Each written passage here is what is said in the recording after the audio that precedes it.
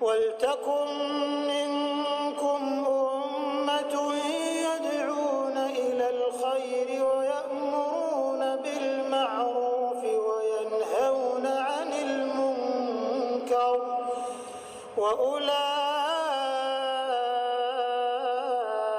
هُمُ الْمُفْلِحُونَ. Adab makan cukup banyak dalam Islam. Yang pertama adalah dimulai dengan membaca basmalah. Dimulai dulu dengan makanan halal. Ya. Adab makan pertama dalam Islam adalah mencari yang halal dan tidak boleh makan syubhat pun tidak boleh. Ragu-ragu, ini boleh nggak saya makan ya? Udah tinggalin aja. Karena syubhat dasarnya masuk dalam bab haram. Yang kedua membaca basmalah. Dan harus Bapak Ibu sekalian keluarkan suaranya. Walaupun kita sendiri, bismillah, kita sendiri. Karena seringkali karena lezatnya makanan, ya, laparnya perut, kemudian hausnya tenggorokan, kita main ambil saja, masuk. Dan kita kadang-kadang dikelabui oleh syaitan, supaya dia menghilangkan berkah makanan tersebut, tidak baca bismillah. Sampai kata Nabi SAW dalam hadis yang sahih, siapa yang membaca bismillah pada saat mau makan atau minum di sini, ya, maka syaitan di sebelahnya akan mengecil seperti lalat, ya, artinya tidak bisa lagi punya pengaruh dengan dia. Hanya dengan membaca bismillah. Dan bismillah ini setiap kali kita mulai perbuatan apapun, selama itu kebaikan, maka akan mendatangkan keberkahan. Sebagaimana sabda Nabi SAW, kullu amrin la yubda' bismillah fahuwa aqta. Semua perkara yang tidak dimulai dengan bismillah, maka terputus dari rahmat Allah. Mau buka pintu, mau pakai sepatu, mau pakai pakaian, apa saja, mau buka lemari, bismillah. Kalaupun ada syaitan di situ akan kecil dan tidak akan bisa mengganggu kita. Nah, maka ini harus ditradisikan, dibiasakan. Dan untuk supaya kita tidak lupa, sebutkan bismillah. Tidak usah teriak-teriak, tidak usah bismillah gitu kan. Tapi cukup kita saja, ya. Mau buka pintu bismillah, mau buka lemari bismillah, mau naik ranjang bismillah. Semuanya kita baca bismillah selama perbuatan itu baik. Ya, selama perbuatan itu baik. Nah, terutama kita bicara sini masalah adab makan dan minum. Kemudian yang ketiga, makan dan minum dengan tangan kanan. Ya. Makan dan minum dengan tangan kanan. Dan ini tidak boleh dialihkan. Khusus makan dan minum, kata ulama, ini nggak ada toleransi. Kecuali orang punya udzur benar-benar. Tangan kanannya tadi putus, stroke, ya, mungkin lagi dirawat, ya, kena luka bakar lah, apalah, naudzubillah. Selain daripada ini nggak ada alasan. Bagaimana kalau kidal, Ustaz? Tetap saja. Kidal pun tetap. Makan dan minum nggak ada toleransi. Menulis mungkin, ngangkat barang mungkin, tapi itu pun tetap dia harus terapi dirinya. Tapi khusus makan dan minum nggak bisa. Harus dia lakukan dengan tangan kanannya. Jadi dia berusaha. Subhanallah, saya pernah mempraktikkan dan melihat ke anak-anak saya tentang hadis ini. Itu ternyata memang dari kecil kita ini manusia sudah digoda syaitan agar makan dan minum dengan tangan kiri. Setiap kali saya kasih makanan pasti ke tangan kanan, dia ke tangan kirinya. Dia selalu masukkan mau tangan kiri. Syaitan sudah goda dari kecil. Saya alihkan lagi, pindah ke tangan kanan. Kadang-kadang harus berulang-ulang kita ingatkan. Nanti mereka sudah mulai besar, sudah mulai remaja mungkin, baru mereka engah itu. Selama itu selalu diingatkan. Jadi syaitan sering mencari kesempatan untuk mencuri makanan itu. Hanya dengan makan dengan tangan kiri. Jadi subhanallah, jangan bilang, oh anak saya ini memang dasarnya kidal. Enggak. Biasakan, kasih ke tangan kanannya. Ingatkan, tangan kanannya nak, baca bismillah. Saya kalau sama anak saya bilang, baca bismillah, sudah abati. Enggak, abati belum dengar, saya bilang.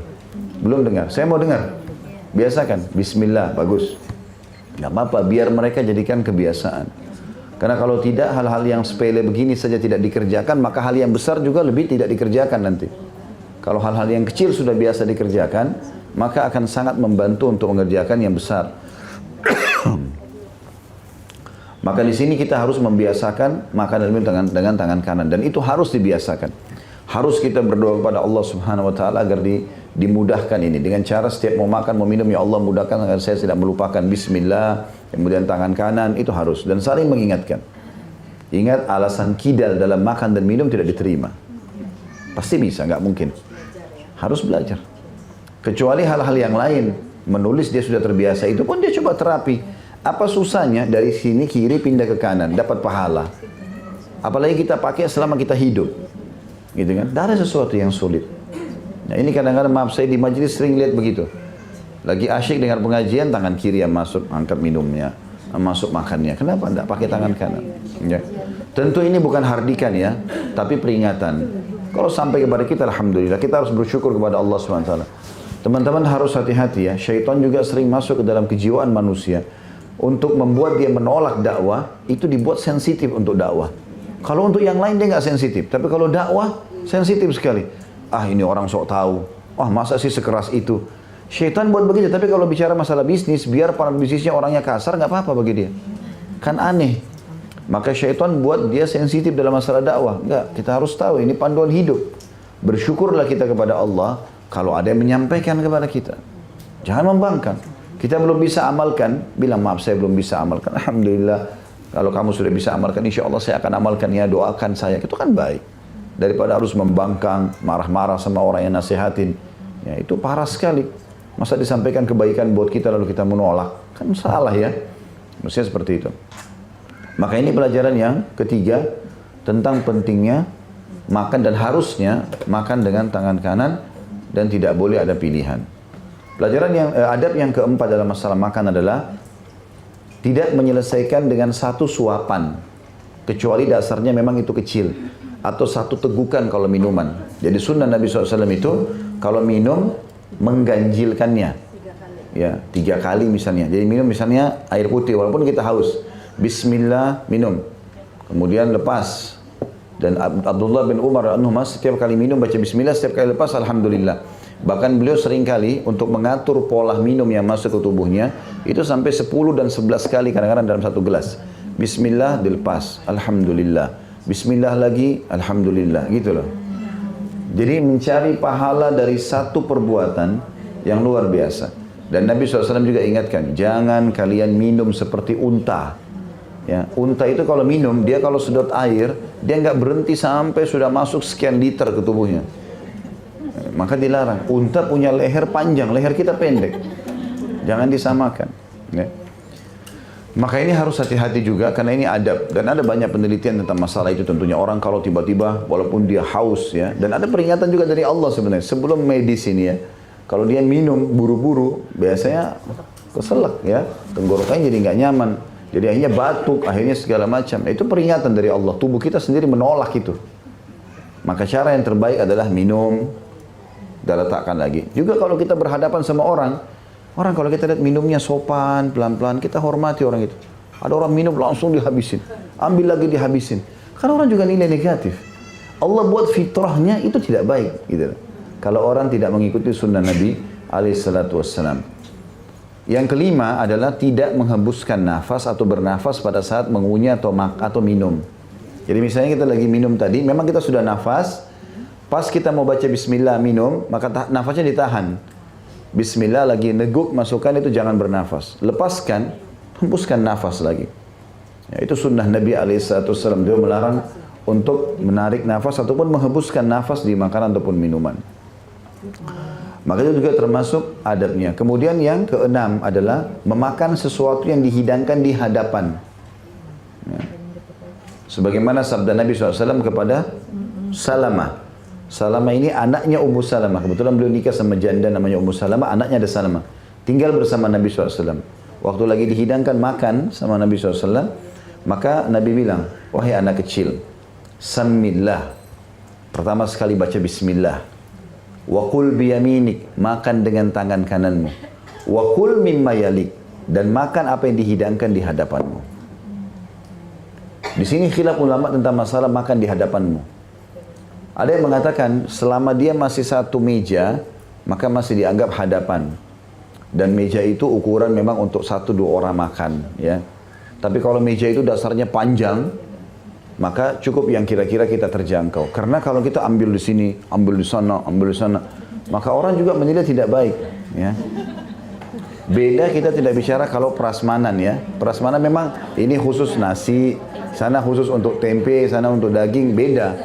Tapi yang dimaksud sini adalah biasalah kita bicara bukan untuk acara pesta, tapi kita bicara umumnya orang kalau bertamu. Ya. Nggak usah didiskusikan, fahami saja. Dan jelas ini adab untuk menjaga agar orang tidak menilai kita negatif. Makan di hadapan maksudnya adalah makan di hadapan. Bisa juga bermakna makan di hadapan adalah makan yang sudah dihidangkan untukmu. Kalau habis, kamu baru ambil lagi. Supaya tidak kelihatan tamak. Ada orang piringnya penuh seperti gunung, tumpuk semua lauk-lauk di situ. Belum tentu juga dihabisin sama dia. Orang begitu lihat kita ambil begitu banyak, ini tamak orang ini ya. Apalagi kalau kita tinggalkan sisa, gitu kan? Itu tidak baik. Maka ini harus difahami ya. Maka ada adab-adab dan tata krama dalam masalah makanan ini. Jadi kita makan yang di hadapan kita artinya makan yang dihidangkan ataupun yang bisa terjangkau asal tidak berlebihan ya. Ini termasuk adabnya. Ini yang keenam ya, yang keenam kan? Iya. Ya, adab yang ketujuh sekarang ya adalah menutup dengan alhamdulillah. Sebagian ulama menambahkan sebenarnya adab ketujuh ini ya tidak mengambil porsi orang lain. Ada yang memasukkan masalah itu, terutama kalau kita diundang orang ya. Kadang-kadang kan ibu bapak ibu sudah tahu, kalau kita lagi diundang makan, biasanya kan orang hitung tuh, oh tamunya 50. Maka dia sudah tahu 50 ini kurang lebih seperti inilah. Maka ada orang enggak, sudah diatur telur potongannya satu-satu satu orang, diambil 3 lalu dipiring. Tempe memang untuk satu piring 2 potong, diambil 5 kan gitu. Maka ngambil porsi orang lain untuk apa? Karena dia pikir dirinya antri nomor 1, maka dia yang mengambil banyak. Fikirannya waswas syaitan, nanti kalau dia tidak ambil sekarang kehabisan. Padahal sebenarnya Nabi SAW ingatkan kepada kita tentang masalah makan ini. Kata Nabi SAW, wahai anak Adam, wahai manusia kita dipanggil, makanlah sesuatu yang cukup membuat tulang belakangmu bisa tegak. Artinya jangan makan terlalu banyak, gitu loh. Makan silakan kalaupun suka. Sehingga ini nanti orang kalau makan terlalu banyak berlebihan juga, dalam arti kata nanti orang menilai negatif, apalagi kalau di depan orang ya. Ini sendiri saja adab-adab ini kita terapkan, apalagi kalau depan orang gitu ya. Maka ini harus digarisbawahi juga adab yang ketujuh di sini, tidak mengambil porsi orang lain ya. Diceritakan dari kisah kecilnya Nabi Muhammad SAW pada saat ibunya meninggal umur 6 tahun, beliau dididik oleh kakeknya Abdul Muttalib 6-8 tahun. Begitu 8 tahun sampai menikah, itu tinggal sama pamannya Abu Talib. Abu Talib kebetulan punya anak banyak. Dan apa yang ada hari itu, dan Abu Talib terkenal bukan orang yang kaya, dia punya pendapatan yang pas-pasan. Jadi kalau istrinya lagi masak makanan di nampan untuk anak-anaknya, dihidangkan, anaknya pada berebut. Ya, takut kehabisan gitu ya. Maka mereka pada berebut. Nabi SAW sendiri mojok, nggak pernah ambil. Ditunggu kalau ada sisa, baru beliau makan. Padahal kadang-kadang dikatakan dalam buku-buku sejarah, kadang-kadang Nabi SAW lapar sampai 2-3 hari. Setelah Abu Talib tahu, Abu Talib bilang sama istrinya, khusus Muhammad sendirikan porsinya. Dia tidak berebut sama orang-orang ini. Jadi kita tidak perlu berebut makanan sama orang lain. Gitu kan. Kuasa Allah Subhanahu Wa Taala teman-teman sekalian. Kita minum 1 gelas air cukup seharian walaupun kita masih haus. Kuasa Allah SWT. 1 gelas air itu, kata sebagian ulama, sudah cukup untuk 1 hari. Walaupun kita butuh berapa liter air ya. Tapi kalau untuk cukupnya, dalam keadaan darurat, 1 gelas air cukup. Makan juga, itu 1 potongan roti cukup. Sebenarnya begitu.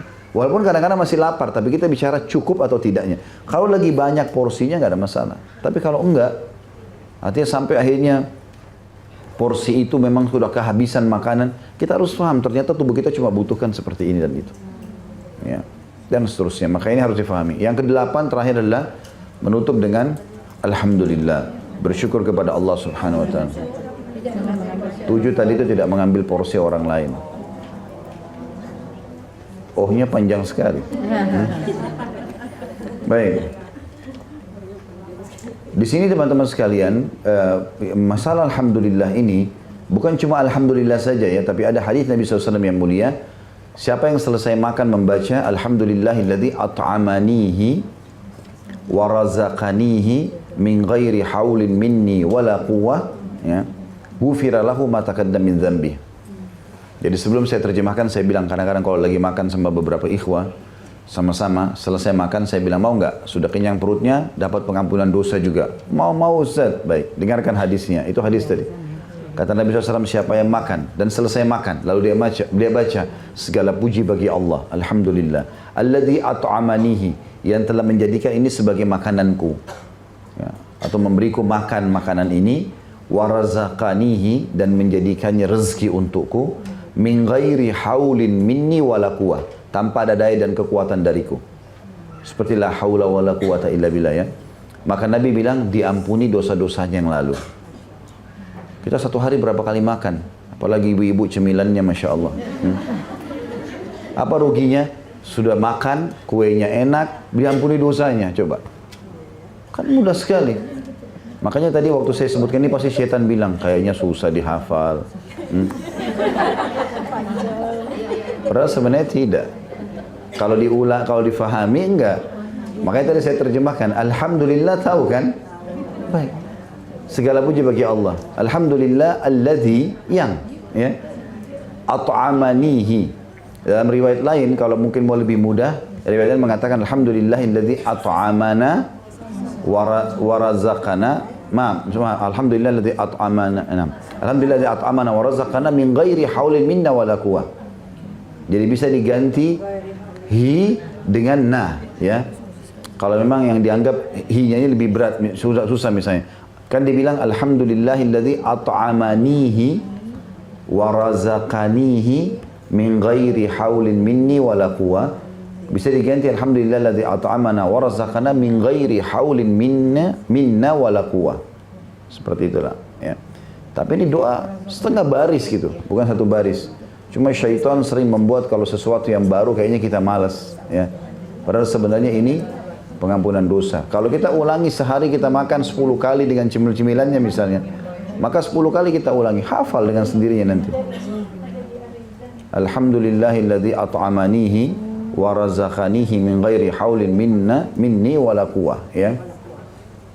Banyak tulisan-tulisan itu banyak. Kalau mau dibaca banyak di buku-buku doa segala macam, di Google itu doa itu masyhur. Bahkan saya yakin sudah banyak ditulis doa ini, sudah tinggal diambil saja ya di Google itu dalam bentuk kayak gambar ya segala macam, itu bisa dipasang di profil kita, maka mengajarkan orang tentang masalah doa itu, karena doa ini penting, harus disosialisasikan. Karena doa ini habis makan kenyang, habis minum juga sudah hilang dahaganya, diampuni dosanya, kan bermanfaat sekali ya. Seperti itulah